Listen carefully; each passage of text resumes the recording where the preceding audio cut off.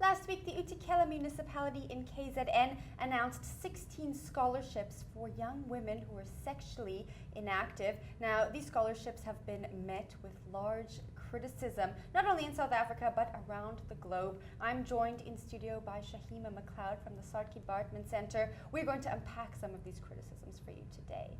Shahima, thank you for joining us. Thank you so much for having me. Now, I want to talk about your initial reaction when you first heard this news. What was going through your head? Well, I was thinking, this is the 21st century. This is absolutely preposterous and archaic that we're having a situation where bursaries have been created for young maidens, virgins, women that can prove their virginity in order to access a scholarship in this country. Absolutely insane. Now, it's been criticized not only in South Africa, but actually worldwide. Right. And there are some people, we've seen some people on social media and some people speaking out, saying they can't understand why we would criticize this.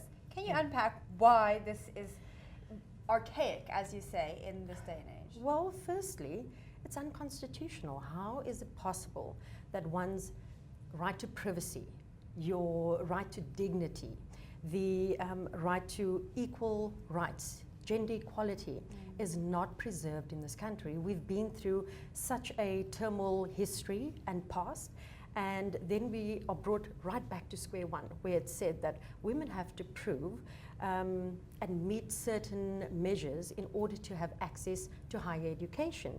There's something very wrong with this picture. Why is it that there is not equal opportunities created for women? And secondly, why do we have a scenario where the state has the ability to abuse the resources to promote their personal agendas? I know that this is, I have the utmost respect for customs and religion, but there's a very fine line between a citizen having the right to access or practice their customs and what has been written into law and what is held within our Bill of Rights in South Africa.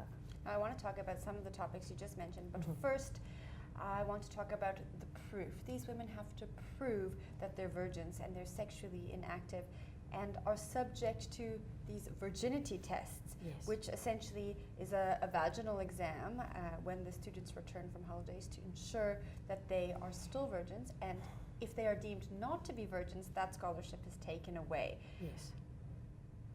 It doesn't seem like these tests are being done by medical practitioners. From what I've read, it seems like it's done by an elder in the community. Yes, that's absolutely correct. That seems like a huge violation of rights.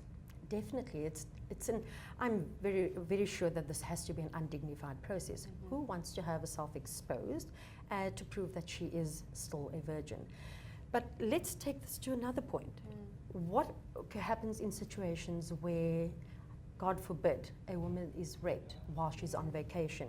Or let's also look at the social ills that South Africa faces. We've got high rates of sexual violence, assault, genital mutilations in this country. Does this automatically exclude those individuals from accessing this bursary? Where is the merit, and how can you possibly justify objectifying and putting women through a process that allows them to only access a bursary if they are not practicing sex, if they're abstaining from sex? It makes no sense. There's no direct correlation between having access to a bursary and being focused on your studies if you're a virgin, really. Yeah, I think the relationship between being a virgin and education, well, there is no relationship. No, that relationship should never be made. Absolutely. Anyways, the Mayor Dudu Maziboko told the BBC, they responded to these criticisms to the BBC, that the reasoning behind the prerequisite was to reduce HIV, AIDS, and unwanted pregnancy in the district. Do you think this is a reasonable reasoning?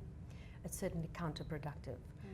We are going to be faced with a scenario where some of the information that I've read up on speaks to a similar process that was applied in Iran, where there was a maiden bursary made available and women had to prove their virginity.